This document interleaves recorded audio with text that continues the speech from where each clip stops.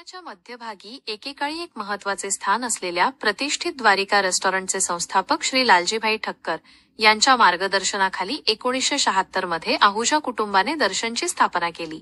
जरी द्वारिका आज अस्तित्वात नाही तरी तिची मूल्ये आणि आत्मा दर्शनद्वारे जिवंत आहे।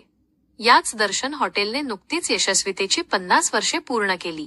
त्या निमित्ताने आहुजा कुटुंबियांनी प्रभात रस्त्यावरील हॉटेल दर्शन येथे छानसा सोहळा आयोजित केला होता। यावेळी या सोहळ्याचे उद्घाटन सर्व स्टाफच्या हस्ते दीप प्रज्वलन करून करण्यात आले। श्री गणेशाची आरती यावेळी आवर्जून लावण्यात आली। 50 वर्षांपूर्वी पहाटे 4 वाजता दर्शन हॉटेलमध्ये याच आरतीने कामाची सुरुवात केली जायची। कित्येक आठवणींना या सोहळ्याच्या निमित्ताने उजाळा दिला गेला। माझं नाव शीतल कुमार आहुजा आणि दर्शनला 50 वर्ष हे खूपच इमोशनल आणि मी सगळं जे हे सगळं वातावरण बघून खूप ओव्हरवेल्म्ड आहे। बेसिकली जे सगळा माझा जुना स्टाफ आहे त्यांना मी शोधून जे इथं बंधू काम करायचे, जे स्टुडंट्स होते ज्यांचं एज्युकेशन हेल्डअप होतं फायनान्शियल कंडिशनमुळे, तेव्हा हे आम्ही पार्ट टाइम जॉब द्यायचो, ते जे आज ज्या पोस्टवर पोचले आहेत ते 8 जण तरी मला भेटली जे इथं आली आणि खूपच आनंद झाला त्यांना बघून की जे इतकं त्यांनी प्रोग्रेस केलंय त्यांच्या जीवनात आणि बेसिक फाउंडेशन एज्युकेशन ते इथनं झालं होतं।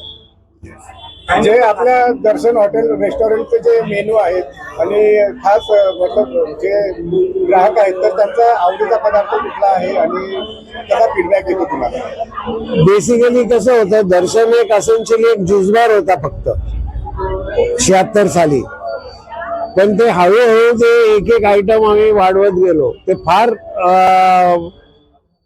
ऑर्गॅनिक आणि ग्रॅज्युअली वाढलेलं आहे। ते 1 आयटम 2 आयटम प्रत्येक वर्षी, आज ते मल्टी क्युझिन 150 आयटम आहेत आणि सगळे स्नॅकी आहेत। ते एकदम खूपच चांगलं सबस्टिट्यूट आहे जेवणासाठी।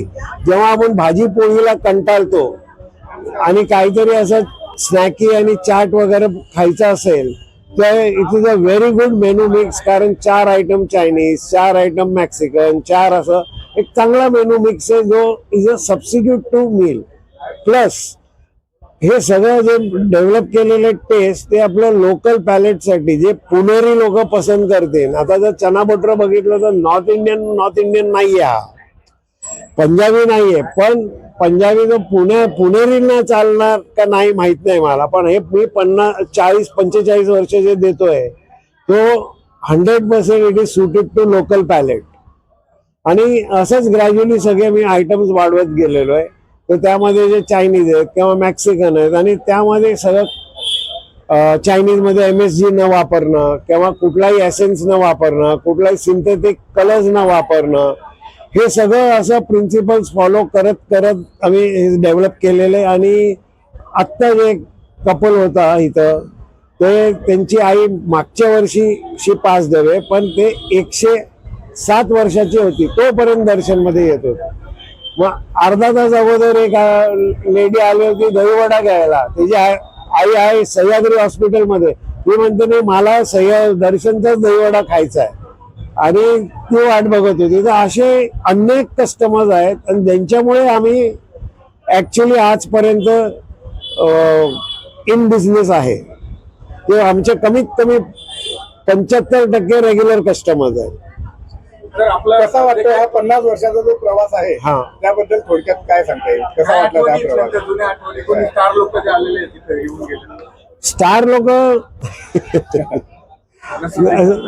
नसरुद्दीन शाह आहे, अमोल पालेकर आहे, मग आमिर खान आहे, अनुपम खेर आहे, हे मग ते एक होते बघा पंकज कपूर जे सिरियलचे अजूनही काय डायरेक्शन वगैरे मध्ये ते आहेत। तर असे बरेच फिल्म, कारण जया भादुरी आहे, डॅनी आहे, फिल्म इन्स्टिट्यूट इथं होता तर जेव्हा ते कोर्स करत होते तर इथे यायचे, ते शोभना सिंग आहेत, असे बरेच सेलिब्रिटीज आहेत। आणि इंडस्ट्रियलिस्ट तर खूप, राईट फ्रॉम राजीव बजाज किंवा किर्लोस्कर फॅमिली बरेच इंडस्ट्रियलिस्ट आहेत आणि तेव्हा कसं होतं की एवढं असं रेस्टॉरंट नव्हते त्या काळी, तर त्यामध्ये ते एकमेव ठिकाणी असायचं आणि रात्री ते ज्यूस आणि मिल्कशेक साठी यायचे सगळे. मी डॉक्टर वीरेंद्र जाधवराव, सध्या मी सल्लागार म्हणून काम करतो, वित्तीय सल्लागार आणि कायदेशीर सल्लागार. मी 50 वर्षापूर्वी जेव्हा दर्शनमध्ये होतो त्यावेळेला इथं मला एक गोष्ट खूप चांगली शिकायला मिळाली. आयुष्यातला धडा म्हणाल तर तो धडा असेल माझ्यासाठी, ज्याला आपण व्हॅल्यू आणि एथिक्स म्हणतो. त्या व्हॅल्यूज आणि एथिक्स मला इथं शिकायला मिळाल्या. आमच्या मेनू कार्डमध्ये लिहिलेलं असायचं, the person serving you is a needy student, call him brother और बंधू, अ बिग टिप फॉर हिम. आणि कित्येक ग्राहक त्यावेळेला यायचे आणि इथं गरीब गरजू विद्यार्थी काम करतायत हे बघून 100 रुपये 500 रुपयापर्यंत टिप ठेवून जायचे. आणि त्यावेळेला आम्हाला शिकवलेलं असायचं की नाही, स्वाभिमान जो तुमच्यामधला आहे तो स्वाभिमान कायम जागरूक ठेवा. आणि पैशाची अत्यंत गरज असतानासुद्धा त्यावेळेला आम्ही कस्टमर शोधायचो, निघून गेलेले असतील तर, आणि त्यांना ती टिप परत करायचो. तो जो प्रामाणिकपणा त्यावेळेला शिकलो की गरज असतानासुद्धा पैशाच्या मोहात पडायचं नाही, हा जो लोभावर नियंत्रण मिळवण्याची जी शक्ती आम्हाला मिळाली. आणि जसं मी सांगितलं की जीवनामध्ये काही नीतिमूल्य आहेत, ती अमूल्य नीतिमूल्य इथं दर्शनमध्ये शिकायला मिळाली. आणि गेले 50 वर्ष ती नीतिमूल्य मी माझ्या खाजगी आयुष्यामध्ये पाळतो आहे. आणि त्याच्यामुळे जीवन माझं खूप आनंदी आणि सौख्याचं झालेलं आहे. मी बाबूजी लालजीभाई ठक्कर, गोपालदासजी आहुजा आणि शीतल आहुजा यांच्याप्रती मी ऋणी आहे. आणि मला गुरुस्थानी असलेले डॉक्टर प्रकाश सोमण सर यांनी माझं खरं तर इथं पहिल्यांदा सिलेक्शन केलं. ज्यावेळेला मला अत्यंत पैशाची गरज होती, मी कुठेतरी शोधत होतो काहीतरी आपल्याला मदत मिळेल नोकरी करून म्हणून. त्यावेळेला माझा पहिला इंटरव्ह्यू जो झाला तो अतिशय टफ इंटरव्ह्यू होता. आणि त्यावेळेला माझी जी काही निवड केली प्रकाश सोमण सरांनी, ती मी सार्थ ठरवण्याचा प्रयत्न करत राहिलो. कारण प्रकाश सोमण सरांचे जे आदर्श आहेत, त्यांची जी नीतिमूल्य आहेत, ती कधीही विसरता येणार नाही. आणि आजही ते माझ्याबरोबर आहेत. आणि दर्शनमध्ये आम्हाला आज ज्यावेळेला बोलवलं गेलं त्यावेळेला जुन्या आठवणी जाग्या झाल्या. आणि खरंच दर्शन ही एक मोठी संस्था आहे, सामाजिक संस्था मी म्हणेल, की जी गरीब गरजूंना नुसता आधारच देत नाही, पण त्यांना पुढच्या वाटचालीसाठी एक अतिशय उत्तम मार्ग दाखवते. आणि आता सध्या दर्शनचे जे मालक आहेत श्री शीतल आहुजा, त्यांनी गेले 50 वर्ष जी गुणवत्ता जपलेली आहे, जो प्रेम स्नेहभाव जो प्रत्येक ग्राहकाच्या प्रती आहे, काम केलेल्या प्रत्येक विद्यार्थ्याच्या प्रती आहे, तो आजही त्यांनी माणुसकीच्या नात्याने जपलेला आहे. आणि हे जे प्रेम आहे हे निर्वाज्य, निरपेक्ष आणि निस्वार्थ आहे, की जे आजच्या काळामध्ये तुम्हाला पाहायला मिळत नाही. धन्यवाद. माझं नाव किशोर वोरा, मी मयूर वोराचा अंकल आहे आणि मॅप्रोचा प्रोप्रायटर आहे. मी सुरुवातपासून त्यांचे वडील आम्हाला पाचगणी येऊन, गुरेघरला येऊन फॅक्टरी कशी चालवायची, कसं प्रॉडक्ट बनवायचे ते सगळे दाखवले त्यांनी आम्हाला. आणि आम्ही तसं सुरू केलं. तर तसंच इथलं जसं तुमचं पॉप्युलर आहे, पुण्यात आलं की इथे खायला यायलाच पाहिजे, तसं महाबळेश्वरला गेलं तर पहिलं मॅप्रो गार्डनला जायलाच पाहिजे आणि तिथे सगळं खायला पाहिजे. तसं तयार झालं आहे. त्याचा जवळजवळ पुष्कळ चांगला चालला आहे तिथलं. काय स्पेशालिटी वाटते? नाही, स्ट्रॉबेरीचे प्रॉडक्ट आमचं तिथे, स्ट्रॉबेरी स्वतः आमचं गार्डनमध्ये होतं, त्यामुळे स्ट्रॉबेरीचे प्रॉडक्ट जास्त चालते. आम्ही ट्राय केली आता स्ट्रॉबेरी क्रीम आम्ही खाल्ली आता. आता आम्ही स्ट्रॉबेरीचा स्वीट बनवले आहे. तर फलेरो म्हणून आहे, फलचा फलेरो, स्ट्रॉबेरी फलेरो. तर दिवसाची 1.5 टनपेक्षा जास्त रोज विकते एका दिवसात. लहान मुलांमध्ये एकदम फेमस आहे. हां, एकदम म्हणजे त्याला एनर्जी येते. हे इथलं काय दर्शनचं काय आवडतं ते विचारताय? दर्शनचं तर सगळंच सगळे सगळ्याच आहे सुरुवातपासून.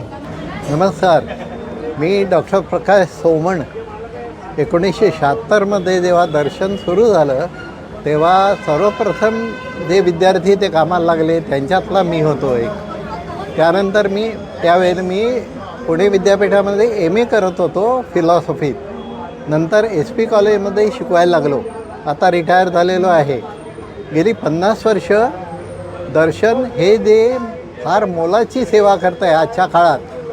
म्हणजे जेव्हा बाहेर खाणं हे कमीपणाचं समजत असत तेव्हा त्यांनी बाहेर चांगलं सात्विक आणि चविष्ट हे कसं खाता येईल हे समाजाला प्रत्यक्ष दाखवून दिलं.